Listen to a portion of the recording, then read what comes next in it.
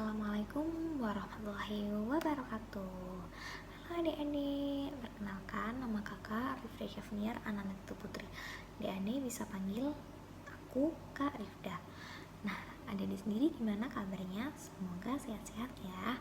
Kali ini kakak mau menceritakan tentang kisah salah satu sahabat Nabi, yaitu kelembutan hati Umar bin Khattab.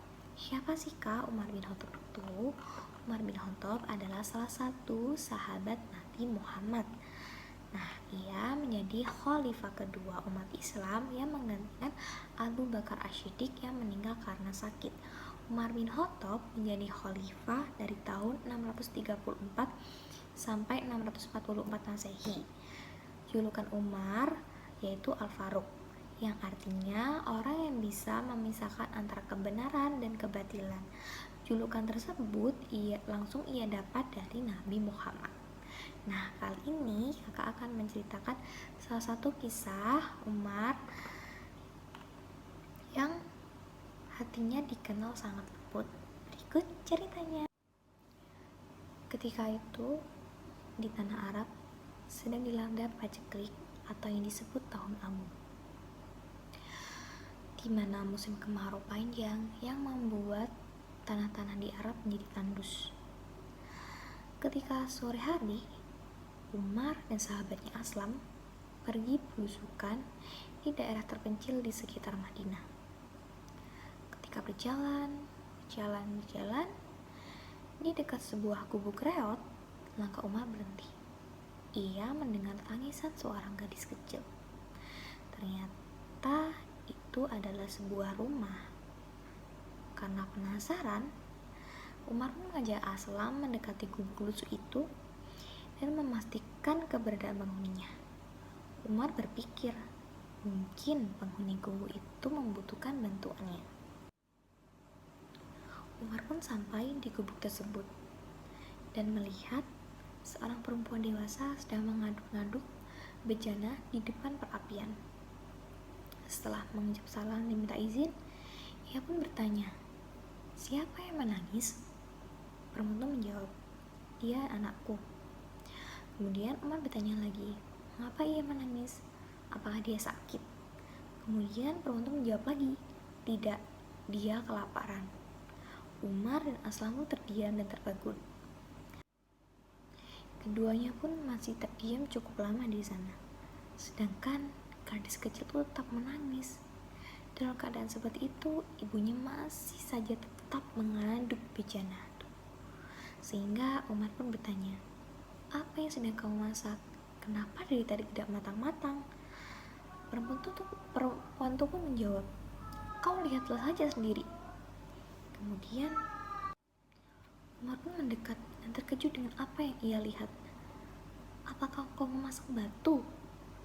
Lalu perempuan itu menjawab, "Aku memasak batu-batu ini untuk menghibur anakku." Inilah kejahatan Umar bin Khattab. Dia tidak mau melihat ke bawah apakah kebutuhan rakyat sudah terpenuhi atau belum. Jawab perempuan itu, "Lihatlah aku seorang janda. Sejak pagi tadi aku dan anakku belum makan apa-apa. Jadi anakku pun kusuruh puasa dengan harapan ketika berbuka aku mendapatkan rezeki. Tapi apa? Hingga setelah maghrib pun makanan belum ada juga. Anakku terpaksa tidur dengan perut yang kosong. Aku pun mengambil batu-batu kecil lalu aku isi air dengan membohongi anakku bahwa aku sedang memasak makanan dan belum juga matang. Dan berharap anak-anakku terlelap sampai pagi. Tetapi hingga saat ini anakku belum juga terlelap, mungkin karena sangat lapar. Sedikit-sedikit bangun dan menangis minta makanan," ucap perempuan itu. Namun apa dayaku, sungguh Umar bin Khattab tidak pantas menjadi pemimpin. Dia tidak mampu menjamin kebutuhan rakyatnya atau sudahkah terpenuhi atau belum, lanjut perempuan itu. Perempuan tidak tahu siapa yang ia ajak bicara sembunyi di depannya adalah Umar bin Khattab. Mendengar semua itu, Aslam sempat hendak menegur, tapi dicegah oleh Umar. Umar lantas menitikkan air mata. Umar pun segera bangkit dan mengajak Aslam kembali ke Madinah. Sampai di Madinah, Umar pun pergi ke Baitul Mal dan mengambil sekarung gandum. Umar langsung mengangkut karung gandum tersebut di pinggangnya. Lalu Aslam pun mencegah Umar. Wahai Amirul Mukminin, biarlah aku yang memikul karung itu. Wajah Umar merah padam. Aslam, jangan kau jerumuskan aku ke dalam neraka. Kau akan menggantikan aku memikul karung beban ini, tetapi apakah kau mau memikul beban di pundakku ketika hari pembalasan? Kata Umar dengan nada tinggi. Aslam pun tertunduk mendengar. Sambil terseok-seok, Umar pun memikul karung gandum tersebut di pinggangnya hingga sampai di rumah perempuan itu tadi. Ketika sampai di rumah perempuan tersebut, Umar dibantu Aslam menyiapkan makanannya, dari memasak dan menatanya. Ketika sudah matang, mereka pun mengajak keluarga miskin tersebut makan bersama. Melihat mereka makan, Umar pun merasa tenang. Kemudian Umar pun pamit untuk pulang. Ia meminta perempuan itu esoknya menemui Khalifah Umar di kediamannya. Berkatalah yang baik-baik, besok temuilah Amirul Mukminin dan kau bisa temui aku juga di sana. Insya Allah dia akan mencukupimu, kata Umar sebelum pergi. Keesokan harinya, perempuan itu pun pergi menemui Khalifah Umar bin Khattab. Perempuan itu pun kaget, sebab sosok Amirul Mukminin yang kemarin telah memasakkan makanan untuk dia dan anaknya. Aku mohon maaf, aku telah berkata-kata zolim kepadamu. Aku siap dihukum, kata perempuan itu. Kemudian Umar pun menjawab, tidak ibu tidak bersalah.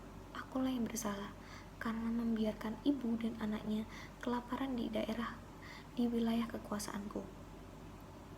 Bagaimana aku dapat mempertanggungjawabkan ini di depan Allah, ibu? Sesungguhnya ibu tidak bersalah. Maafkan aku, ibu. Nah, itulah kisah Umar bin Khattab yang takut masuk neraka karena menelantarkan rakyatnya.